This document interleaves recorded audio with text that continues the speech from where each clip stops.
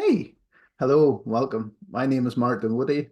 The Watering Hole Coaching Podcast is hosted by Brian Russell and myself. This is a space where coaches convene to learn, grow, and exchange wisdom. With decades of coaching experience, working with individuals and organizations worldwide, Brian and I are here to guide you through a change in your life and your leadership role. In the Watering Hole podcast, it isn't just a gathering place. That's our metaphor. It's an incubator of ideas and it's a melting pot of diverse perspectives.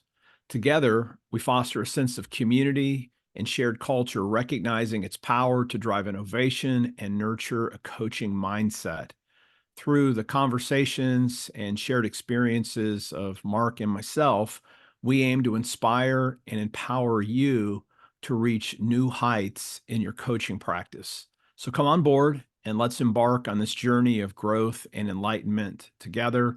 And again, in the show notes, we'll have links to some of the things that we talk about, our contact information, and we would love it if you find this podcast helpful to subscribe, to share it with colleagues, friends, and leave a review wherever you find it to help others find out about the watering hole as well.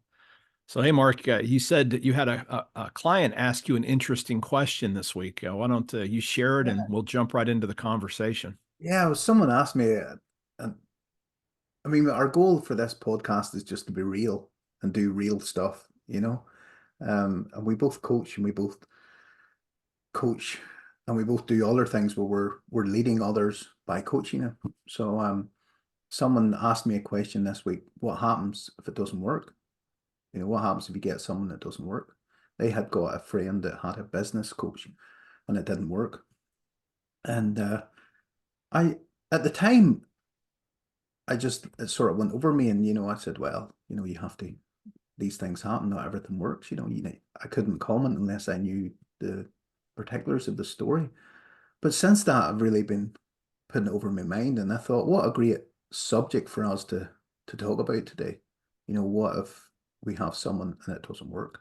Like, what happened behind that? What's going on? What's the real story? I mean, when you hear that question, what's the first thing that comes to your mind?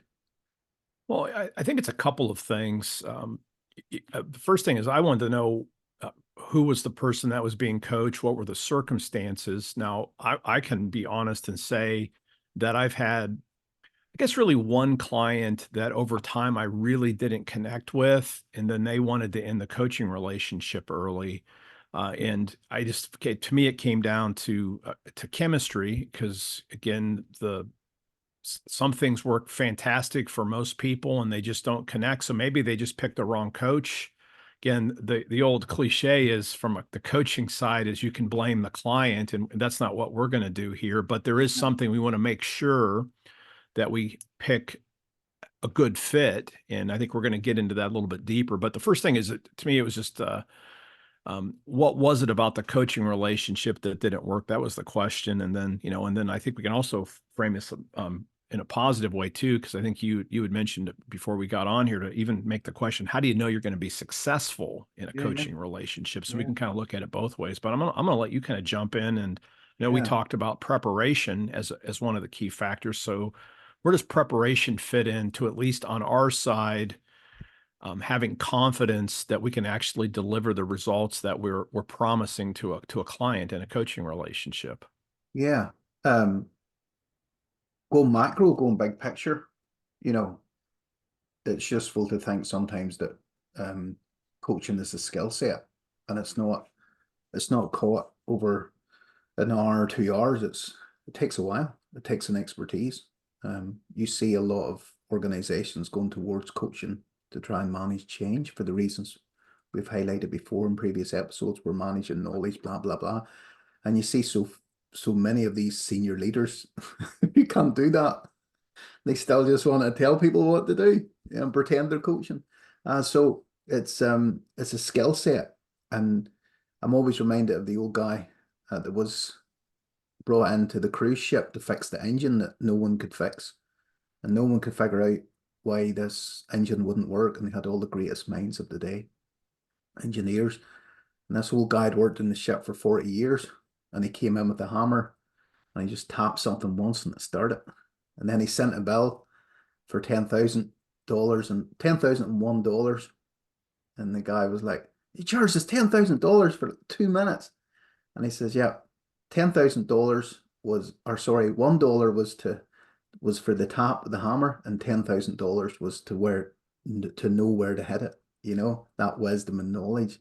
So I think with coaching, for me, it's the 10,000 hours. It's the 10,000 hours of experiences. My wife would tell you there's a lot of things I'm not very good at, but I eat, breathe, and sleep coaching. I'm always thinking about change. I'm always reading stuff. I'm writing. I'm teaching. I'm doing in practice. I'm leading people in different areas of my life through change. Even when I go to a restaurant, I'll ask the server, "What would you eat?"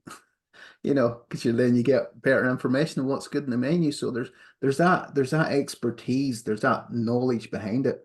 And also, I think if you are a coach or you're leading people through change, Joseph Campbell, Hero of the Thousand Faces, where he studies loads of different ancient myths and religions and all that type of stuff, cultures. He talks about one of the key things of the hero going on a journey is the refusal of the call. There's always a refusal of the call. So there's probably a refusal at that question at that moment to me. Well, it wouldn't happen to me. That wouldn't happen to me. That can. There's always a refusal of the call. And we don't realize it sometimes. And we'll talk about this in other episodes. We talk about the unholy trinity of shame, fear, and guilt. We don't like to admit this, but there's always something you're going to learn better as a coach. Anything in life, any walk in life, there's always more that you can learn. There's always something that you're not, that you could be even better at, and you're always wanting to figure out what that is. So for me, I just love to learn more from coaching.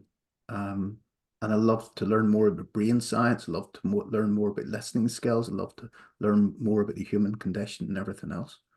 So what about yourself? Like what makes you a good coach, do you think? Or Yeah, I think what's made me a good coach, I'm going to second everything that you said. I mean, we're roughly the same age. We're in our 50s. Now, I don't think you have to wait till your 50s to be in your 50s to be a coach, but yeah, we bring a wealth of different types of experiences, both in leadership and being led, different sorts of organizations. And if you're critically reflective along the way, yeah, you're going to get a skill set. So again, I'm going to 100% affirm that. And I would say, I think there's a couple of kind of virtues or mindsets that you want to embrace. And I think it's a little bit of both. And I would yeah, say humility and especially curiosity, yeah, because the temptation that we can have as a coach, and I may just be speaking for myself, is a lot of times you can slide into consultant mode, and there are yeah, times when you know something and the client wants to learn from you, and that's fine. But the most important thing is when we're actually doing the coaching is you want to draw out from the other person, kind of what you just said, what's already in them. And so it's super important to cultivate curiosity and also humility. And for me, I would say some of my best preparation to be a coach was doing autopsy without blame on the big failures in my life yeah, and just owning all that stuff. Because when I look back, obviously you can grow from success, but sometimes you just take the success and you don't figure out why things worked. But if you're smart, when something doesn't go well, like even the original question, the client used a business coach and it didn't work. Maybe it was the coach's fault. Maybe it was the client's fault, but that's not really help. Blame never helps. And so I yeah, think one of the most important things in coaching and even preparing is recognizing, and this is a Dan Sullivan line. He's one of my favorite coaches. He has this great line: winning isn't always learning, but learning is always winning. yeah, And yeah, that turn of phrase is so good because you can win, but if you don't figure out why you won, you might not win again. You might have just got lucky. So it's yeah, always learning. And you cannot win But if you figure out why it didn't work, so you improve the next time, you ultimately will win. And so to me, it's the preparation part is everything that we've learned up till now. And then I would just say ruthlessly and fearlessly assessing, both what went really well and what didn't go well, and being humble enough to own all of that. And that Yeah. really puts you in a position, I think, to be a really powerful coach. And what we're really talking about is being a leader at that point too, right? Yeah. You don't have to play myth.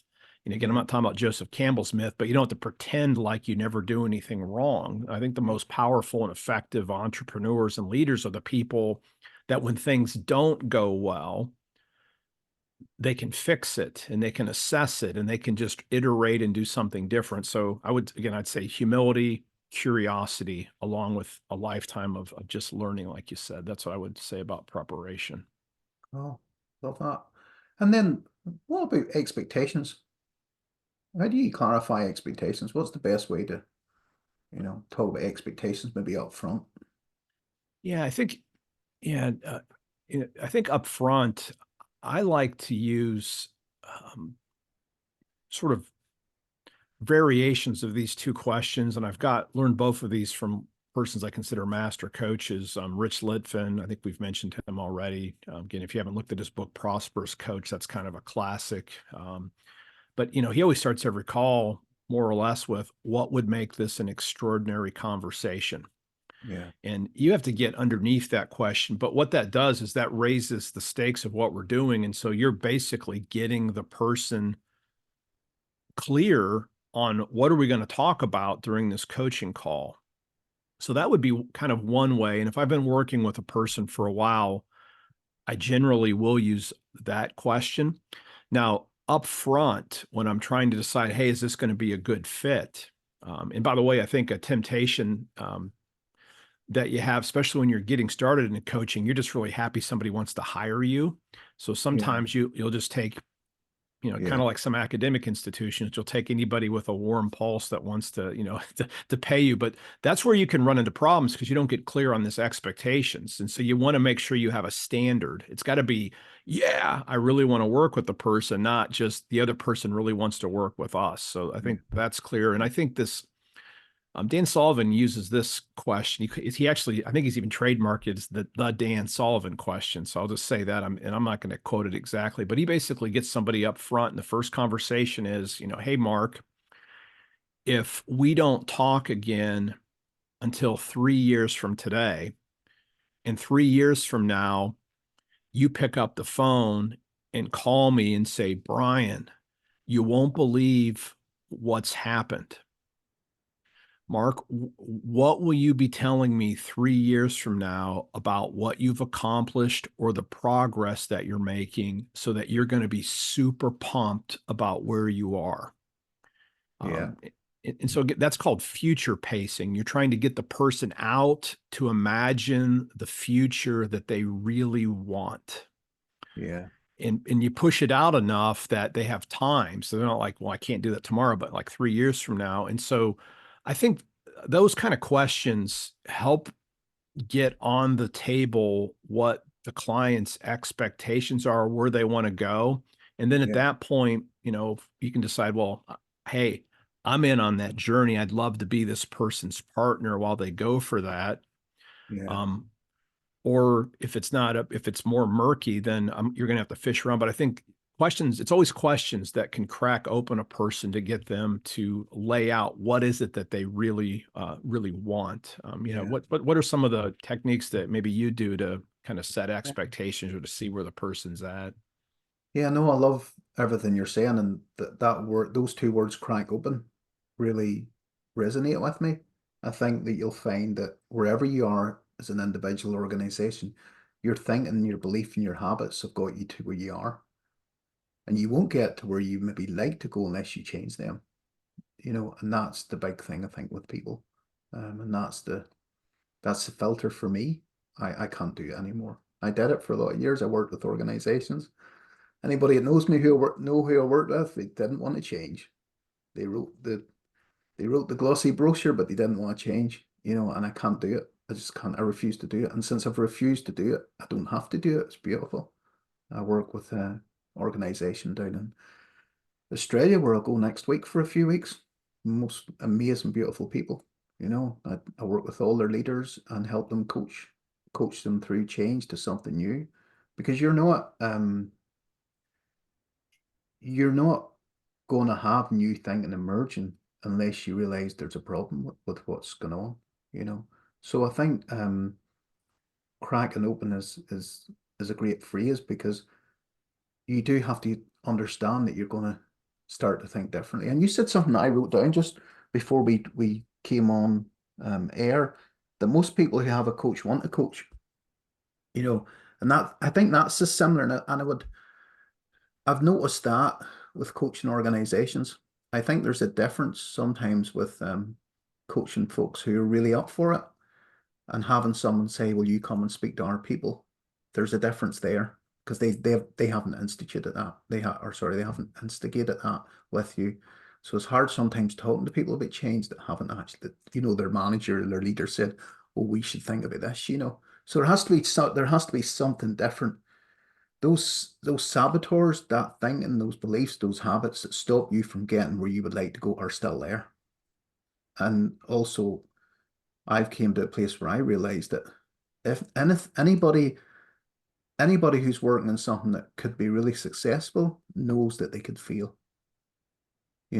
Anybody that's doing anything that can be really successful know that there's a chance they can fail and they're okay with the failure of it. So if you're listening to this and if you're not doing anything in your life that you can fail at, well, you need to start because things will just stay the same, you know? So even entering in a coaching relationship, it might fail. Maybe the coach will be the wrong person. Maybe you've just decided you would love to do this, but you're not going to do the hard work that needs to change to be that person, which is why I always think coaching is really a paradox because everybody should be involved to be a coach and be coached. And yet not that many people do it because it's a it's a sense of giving up a bit of yourself to open yourself to know something different. So yeah, I think that the expectations we spoke before, if we if someone says, "Would you coach me and help me uh make $1 million?" $1 million. Yeah. Yeah. Like how do you say yes or no to that? And we said my answer would be that, well, why haven't you already made it? You know? So there is realistic expectation. However, like I have coached many people in business to have really profitable businesses because I've been down that road before. But there is a expectation if you take businesses. I don't know what the success rate, but I'm sure it's not even 50%, a business that survive over 2 years. So there's even that, there's that all that stuff outside of who we are, outside the coaching relationship where that if you want to start a business and make $1 million, well, it's going to be hard. But yeah, expectations is um is a is a great thing to think about. And I love your question of what would it look like in 3 years' time? And I think that's a great question for any part of your life.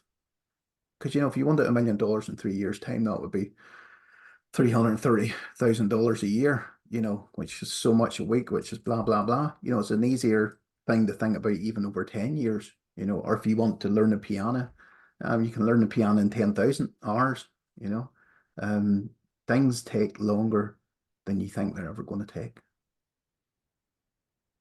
That's good. And I would say another expectation is sometimes if we're not careful, and we have to be careful what we promise, because what we're promising essentially to a client is we sort of become their non-equity partner. So we're in, and whenever I work with somebody, I Mm. want them to succeed beyond even maybe their wildest dreams. That's always my goal. Yeah. But we don't have a magic wand. So like if you're my client, regardless what I charge you, I just can't wave a wand and Mark suddenly gets everything he wants. And so we always have to make sure that persons know that our job is to help the person to empower themselves to cut through, and I won't use a bad word, but I'm just going to say cut through whatever crap Yeah. and excuses Yeah. that they have, and focus on the things that they can actually control. And that's where I think, so the Yeah. expectation is there's no magic formula to say make $1 million. Yeah. There's probably millions of ways to make $1 million. But what the Yeah. coach can do is help the person to clarify how precisely can they earn $1 million, which, like, what service is the person going to render is always the most important question. And then set up a system, because that's what it takes to make a large block of money, is you have to have some sort of a system and a team that again, it still has to be the right environment, but as far as the things that you can control on your side of the business, clear out all the junk that blocks you, Yeah. train your people so that they can run literally as a well-oiled, healthy machine. And Yeah. then in the right environment, things can happen and you may go way past the $1 million. So I think it's super important on the expectation side that a client recognizes that they have to have real skin in the game. This Yeah. isn't a magical process. It's a process that requires work. Like when I work with my coach, and by the way, I think coaches should have coaches. So, Yeah. I pay a coach, and, I don't expect my coach to magically, help me grow my coaching business or to finish a book or whatever where I'm getting coached on it at a given time. I know that when the coaching call's over, that's when the work actually starts. But I expect my coach to help me clarify my own thinking, Yeah.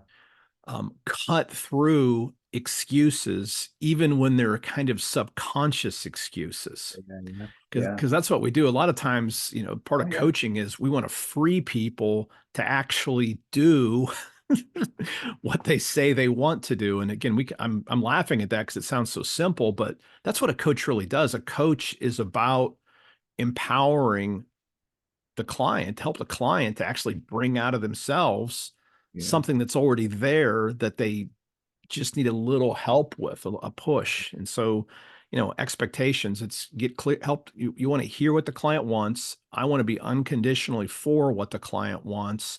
And I'm just going to say, I want to bring all the skills. And we talked about that, my preparation, my ongoing things. And by the way, I'll learn new stuff if I have to work with somebody to deliver the result. Yeah. But the client ultimately has to take action, because if they're just showing up for the coaching, you're just going to have a great conversation. Nothing happens. It's what happens when the phone get hung up or you hang up on Zoom. That's where the actual magic happens. Yeah. Yeah. And you've said before a few times, I think, when you get into something where it becomes passive, it's not enjoyable. It's Yeah, not going to be, and you're not going to, your coaching career won't progress either because you won't be getting real fruit out of it, and you'll not feel great at the time. But I love the story of the difference between involved and all in. I don't know if you've heard of it, where the chicken and the pig's walking down the road, and the chicken said to the pig, "I think we should open a restaurant." And the pig says, "Yeah, that sounds like a great idea. What should we call it?" And the chicken says, "We'll call it ham and eggs, you know." And the pig stopped and says, "I don't know. I think if we did that, I would be all in, but you would only be involved." Brilliant. And it's I've used good. that so many times. That's it, and that might be a good place to put a pin in this episode. Are you all in or are you involved? On both sides. If you're going to a coach, you're going to be all in. If you're coaching someone, are you all in or just involved? It's good. That's good. Yeah, I think this is a great place to stop. And if folks have questions, we'd love to receive your questions, your feedback on the podcast, because we are here to serve you, our listeners. And thank you for checking out this week's episode of the Watering Hole Podcast. Thank you. Have a good one.